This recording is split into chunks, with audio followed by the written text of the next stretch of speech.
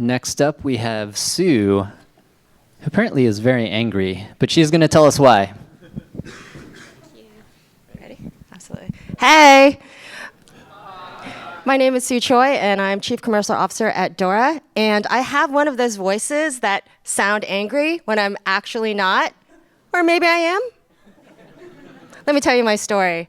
And we wait for slides. Awesome. I am old, and I have tons of baggage. And especially around public speaking, and it like fills up the stage, and it goes up and down these aisles.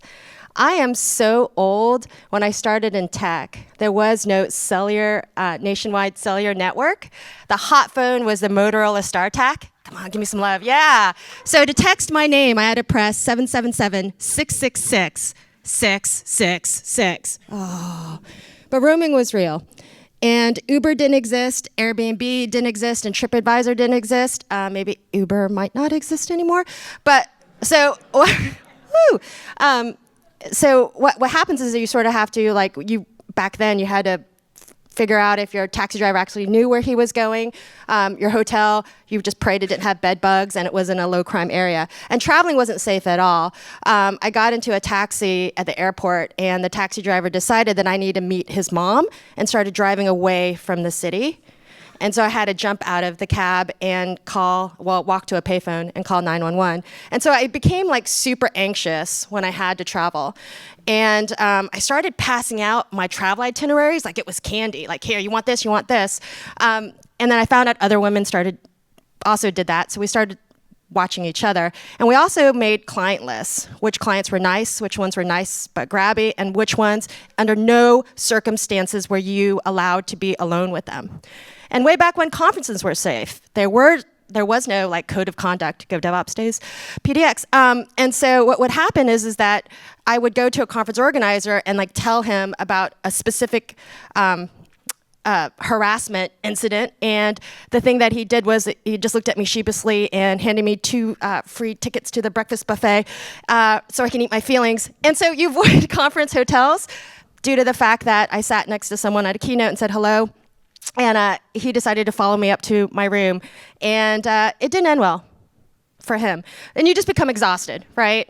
And my colleagues are super happy to be at conferences, but I'm exhausted because someone decided to bang at my hotel room at 2 o'clock in the morning to give me feedback on my talk. But hey, I did some cool stuff in my career, and it was time to go out there and put myself out there and talk about this great open source community that I got to be a part of. But so imagine me much like this. I'm mic'd up, room is filling up. A guy walks up to me and says, hey, there's no coffee. And I'm like, it's cool, because I am jittery enough. And he's like, no, there's no coffee. Oh, I didn't know that they turned on my mic. Well, I just unleashed a parade of expletives at him. And I became insanely angry. And I became an artificial version of myself where I was looking for slights and insults on purpose, and it started bleeding into my family life and my own personal experiences. But hey, DevOps, we learned sharing is caring. And Andrew Clay Schaefer came up to me one of these moments when I was insanely triggered, and he's like, are you okay? And I'm like, no. And he's like, that's okay, I'm just gonna tell you about the DevOps. And that made me a little bit happier, right?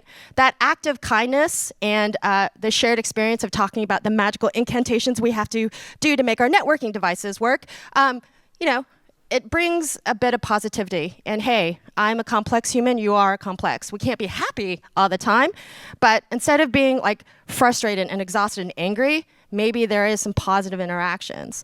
And that's what I love about this community. That's what I love about DevOps Days, because DevOps is the safe place where we can have conversations like this, where you have diverse keynotes that actually are meaningful. And I want that in our workplace too.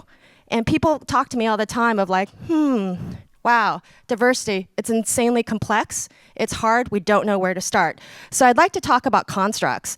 And construct is what does that word even mean? It's it's subjective, and it's not based on empirical evidence, especially when we talk about a pipeline problem. So the old construct is the Global 100 will lead the way for diversity. A guy in a black turtleneck did not tell you to do the DevOps. The board did not tell you to do the DevOps, right?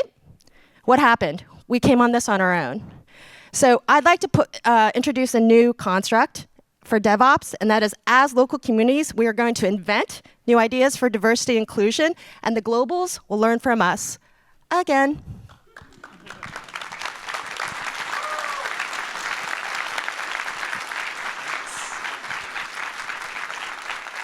Awesome.